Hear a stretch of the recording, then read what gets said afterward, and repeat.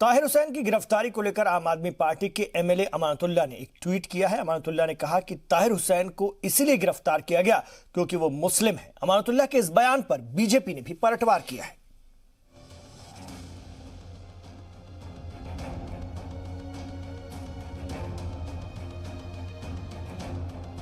आम आदमी पार्टी के एमएलए अमानतुल्लाह खान ने दिल्ली तशद्दुद के मुलजिम ताहिर हुसैन की गिरफ्तारी पर एक ट्वीट किया है।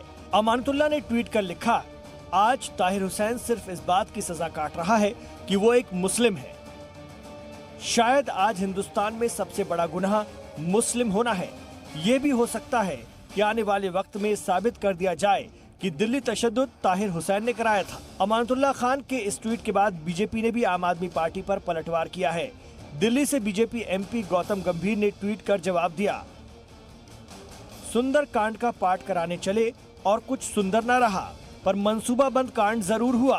अरविंद केजरीवाल जी मुल्क की हिफाजत करने वाले अंकित शर्मा पर 400 वार हुए, जिसका इल्जाम ताहिर पर है और अपनी जुबान से मुल्क को तकसीम और मजहब पर वार करने का काम आपके एमएलए कर रहे हैं। सवाल आपकी नीयत पर है। दिल्ली बीजेपी के लीडर तेजिंदर पाल सिंह बग्गा ने भी अमानतुल्लाह खान पर निशाना साधा।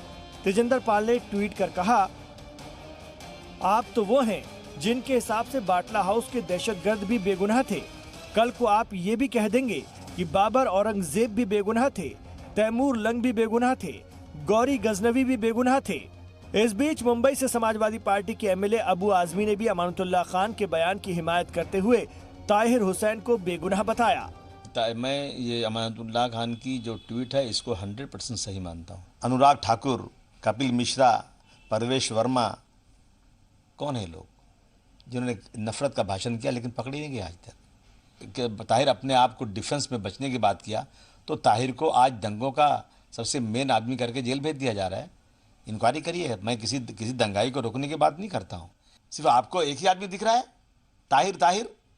ताहिर की सज़ा, ताहिर ने गलती किया, इंक्वायरी करो। मैं नहीं कह रहा हूँ कि किसी को छोड़ो, लेकिन उसके सामने इतने लोग हैं जिन्होंने इस दंगे को भड़काया, इस दंगे में काम किया।